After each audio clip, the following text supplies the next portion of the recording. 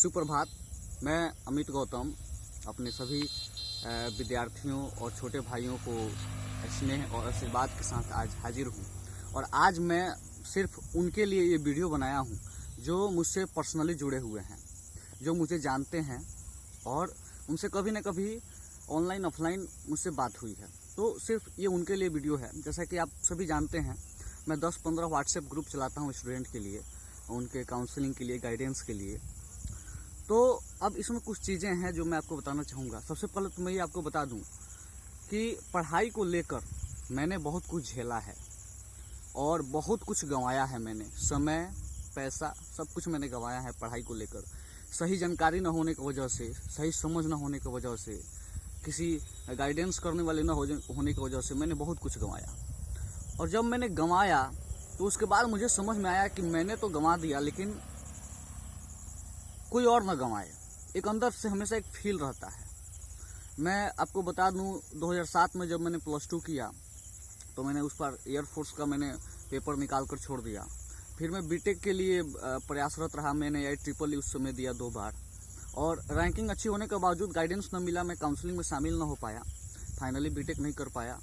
फिर पटना से एक एजेंट से बात हुआ, उसने मुझे चेन्नई में एडमिशन दिलवाया और काफ़ी कुछ उसने कमीशन खा लिया झूठ मूठ का, बिना मतलब का। वहाँ गए तो देखिए कॉलेज सही नहीं है, व्यवस्था सही नहीं है। फिर वहाँ से रिटर्न आ गया। मैं दिल्ली गया, 1.5 साल वहाँ इंजीनियरिंग की तैयारी की। मैं मथुरा घूमा, अलवर घूमा, कहाँ कहाँ नहीं घूमा, मेरठ घूमा कॉलेजेस को लेकर, और रांची गया, बहुत जगह। तो इस तरह के चल के बहुत सारा, मैं आगरा में रहा, मैं चेन्नई रहा, मैं कोलकाता रहा, मैं मुंबई गया। तो मैं इसलिए बता रहा हूँ कि मैं अगर कुछ कहता हूँ स्टूडेंट के लिए तो आप इतना समझिए कि मैं यूं ही नहीं कहता हूँ। मैं सिर्फ कह नहीं देता, उसके पीछे काफ़ी सारा एक्सपीरियंस और अनुभव जुड़ा हुआ है, इसलिए मैं कुछ कहता हूँ निश्चित रूप से।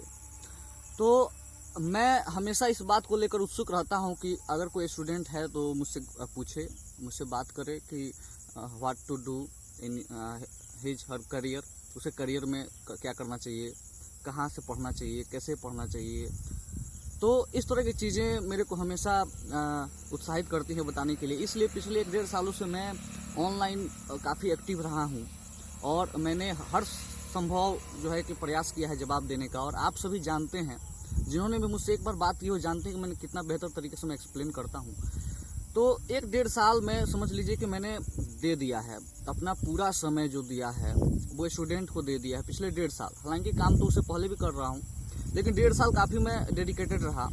आप समझिए कि लॉकडाउन 3 महीना हो गए लॉकडाउन के, और मैं कुछ पढ़ नहीं पाया।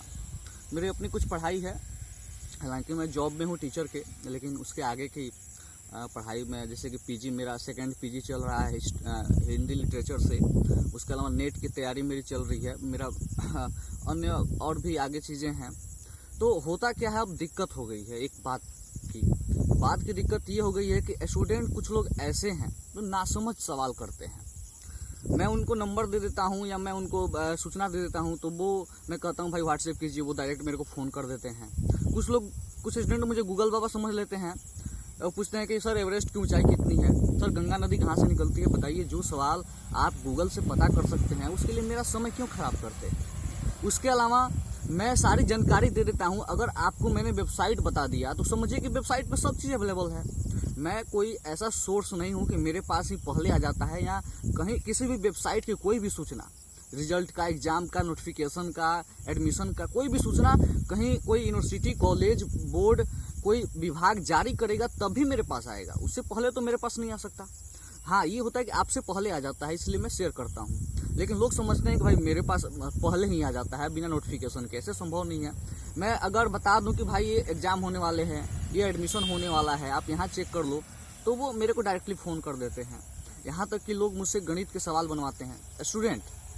अब गणित का कोई रीजनिंग का सवाल भेज दिया, कोई गणित का सवाल भेज दिया, कोई विज्ञान का सवाल, कोई फिजिक्स का, कोई केमिस्ट्री का। हद है भाई।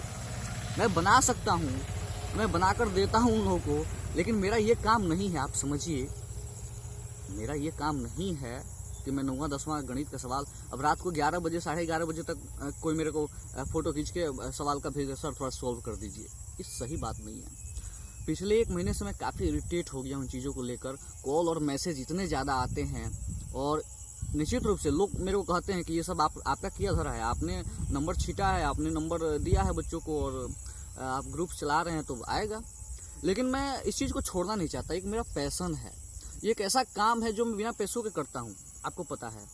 तो काम देखिए यही ना हो गया। लोग कहते हैं कि पैसन ढूंढिए, पैसन ढूंढिएगा ना तो बिना पैसे का भी काम कर पाइएगा। एक मेरा ये पैसन है कि हेल्प करना, स्टूडेंट का गाइड करना।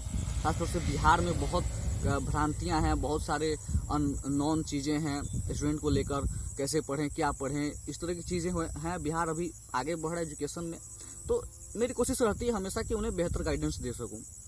तो अब क्या हुआ कि 1 महीने से इतने सारे कॉल मैसेज से मैं परेशान, मुझे नंबर बंद करना पड़ा अपना, और मैसेज का रिप्लाई देना मैंने कम किया। कई बार तो 1-2 स्टूडेंट को मैंने गुस्सा में भी डांट दिया कि भाई नहीं जानते हो तो क्यों फ़ोन करते हो, बिना मतलब का क्यों। लेकिन मैं चाहता हूं कि मैं ये काम करूं, मैं आपको गाइड, मोटिवेट, काउंसल करता रहूं। तो इसलिए फाइनली बहुत कुछ सोचने के बाद फर्स्ट ऑफ ऑल मैंने तो अपना बिजनेस व्हाट्सएप को बिजनेस अकाउंट पे चेंज कर दिया है।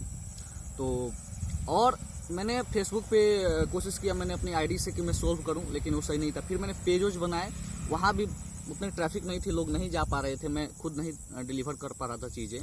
तो फाइनली मैंने एक फेसबुक ग्रुप बनाया है, और अब सारे सवालों के आपके जवाब, जो भी कन्फ्यूजन है, जो भी दुविधा आपके मन में है, कुछ भी जानना है, समझना है, वहीं मिलेगा। और उस फेसबुक ग्रुप का नाम है एजुकेशन बिहार। एजुकेशन बिहार करके फेसबुक ग्रुप है, मैंने नोटिफिकेशन भी दिया है सबको। आप सब वहाँ आइए। मैं व्हाट्सएप पे अब नहीं दूंगा, मुझे माफ़ कीजिए, मैं बहुत टाइम वेस्ट कर चुका और बहुत इरिटेशन होता है पर्सनली रिप्लाई देने में। सब लोग मुझे प्राइवेट रिप्लाई करते हैं, मैसेज करते हैं, संभव नहीं है। आप समझिए 2000 स्टूडेंट मुझसे जुड़े हुए हैं, 1% भी पर डे कॉल मैसेज करे तो आपका पूरा दिनचर्या खराब हो जाएगा। मोबाइल नंबर मैं कब तक बंद रखूँगा। इसलिए मेरा आप सबसे आग्रह है, रिक्वेस्ट है कि अगर आप फेसबुक चलाते हैं, जाहिर सी बात है सारे लड़के चलाते हैं, तो एजुकेशन बिहार ग्रुप से जुड़िए। मैंने लिंक आपको भेजा हुआ है, आपको नहीं मिला है आपसे हम एक बार मांग लीजिएगा। और एजुकेशन बिहार से जुड़कर सारे सवाल वहाँ अपने पुट कीजिए, वहाँ पे पोस्ट कीजिए सवाल, मैं अप्रूव दूंगा आपके पोस्ट को। और वहाँ मेंबर्स को जोड़िए और स्टूडेंट्स को जोड़िए। और वहाँ पर मैं चाहता हूँ कि उस ग्रुप को खूब बड़ा किया जाए, इतना बड़ा किया जाए कि अगर 20,000 25,000 ग्रुप मेंबर्स हो जाएं तो आप एक सवाल करें तो उसके 20-20 जवाब आएँ और तुरंत क्लियरिटी मिल जाए। तो ये बस आपके लिए था। और मैं चाहता हूँ एजुकेशन बिहार, याद रखिएगा, एजुकेशन बिहार ग्रुप से जुड़िए। मैं वहाँ एडमिन हूँ, और लोगों को जोड़िए और वहाँ पर आइए। मैं ये काम करूँगा, गाइड करूँगा, मोटिवेट करूँगा, काउंसलिंग करूँगा, लेकिन अब वहाँ पे करूँगा, ग्रुप पे करूँगा। मैं वहाँ कोशिश करूँगा कि मैं वहाँ 24 आवर अवेलेबल हूँ, वहाँ पर मेरे को आसानी होगी। लेकिन व्हाट्सएप पे बहुत मुश्किल हो गया है पर्सनल मैसेज को झेल पाना। Thank you.